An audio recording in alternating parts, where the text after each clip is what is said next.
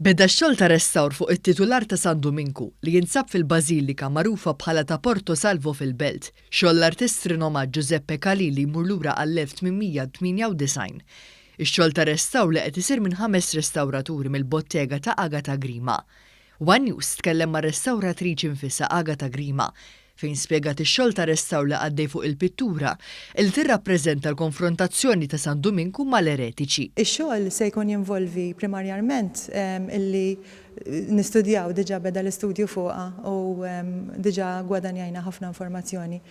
Bilan illi barra li nsaħħu id-dokumentana dwar ix-xogħol ta' Kali, lan huwa illi insaħħuha strutturalment u anka imbagħad innatfuha biex hija estetikament toħroġ bil-vibrazzjoni tagħha, bil-tonalitajiet oriġinali ta' Kali, għax bħalissa għandna legi fuqha ta' verniċ antik, trap u anke verniċ ieħor ta' restawr li qegħdin jaħbu l-kuluri oriġinali ta' Kali. Dan il-kapolavur juri li San Duminku jipretka waqt li qed jaffaċċja l-eretiċi fil-mument li qed iwettaq il-miraklu tal-kotba li spontanjament ħadu n-nar. Apparti x-xogħol li qed isir fuq it-titular, għaddej ukoll restawr fuq il-koppla tad-Dumnikani.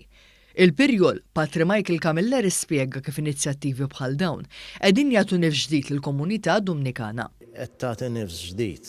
Il-Knisja kienet tidher hekk qisha maħmuġa, għandha bżonn tindifa, għandha bżonn ir-restawr, kien hemm ħafna ħsara tidher u dan qed jagħti hekk nifs ġdid anke lill-komunità. Il-post qed jilqa' ħafna iktar b'mod sabiħ lin-nies. Charles Azzopardi, rappreżentant tal-bank, spjega kif inizjattivi ta' din ix-xorta qegħdin iħarsu l-patrimonju Malti. Huwa proġett tal-qalbna ħafna għax fih ġew żvelati diversi affarijiet u nħossu il-blajnuna tagħna patrimonju bħal dan qed jitgawda iktar mill-pubbliku u mill-poplu Malti u Awċi.